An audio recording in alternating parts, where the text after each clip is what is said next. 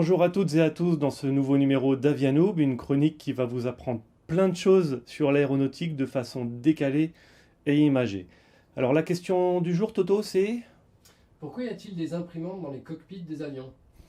Alors c'est vrai que ça, peu de personnes le savent, mais il y a effectivement des imprimantes dans le cockpit des avions de ligne, du moins les modèles assez récents. Alors ce ne sont pas des imprimantes comme on l'entend dans le sens domestique du terme, ce sont des modèles de taille extrêmement réduite qui impriment des informations destinées aux équipages sur un papier un peu de la forme d'un ticket de caisse. Voilà, alors évidemment, hein, ce n'est pas une liste de courses, ce sont des informations très précieuses pour les équipages, notamment ce qu'on appelle des métars, c'est-à-dire des informations météo.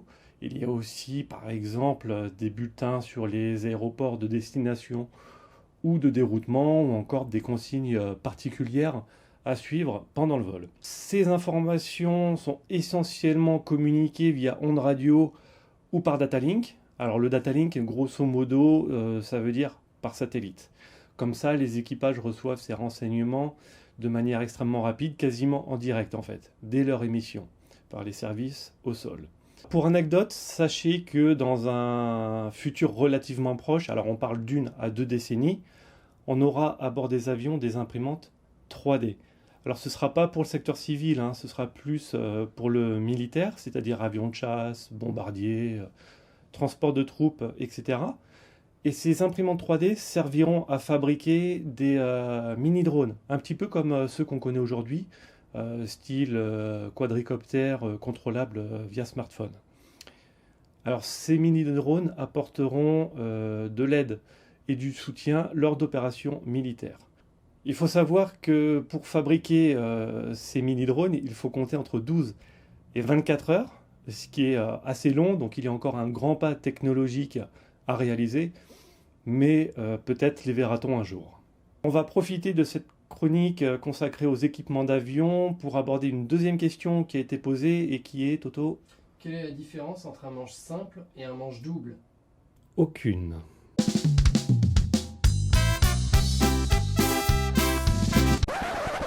Plus sérieusement, alors effectivement, il n'y a pas de différence en soi.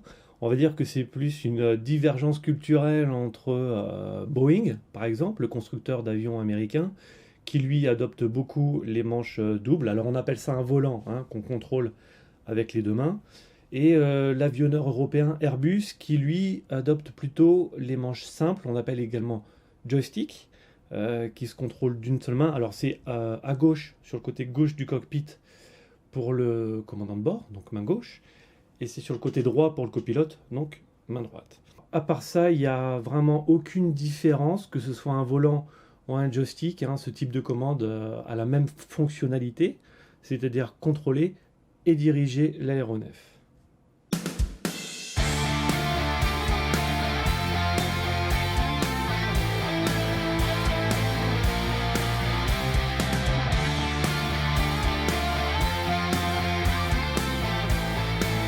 C'est tout pour aujourd'hui, on espère que vous aurez aimé cette troisième chronique.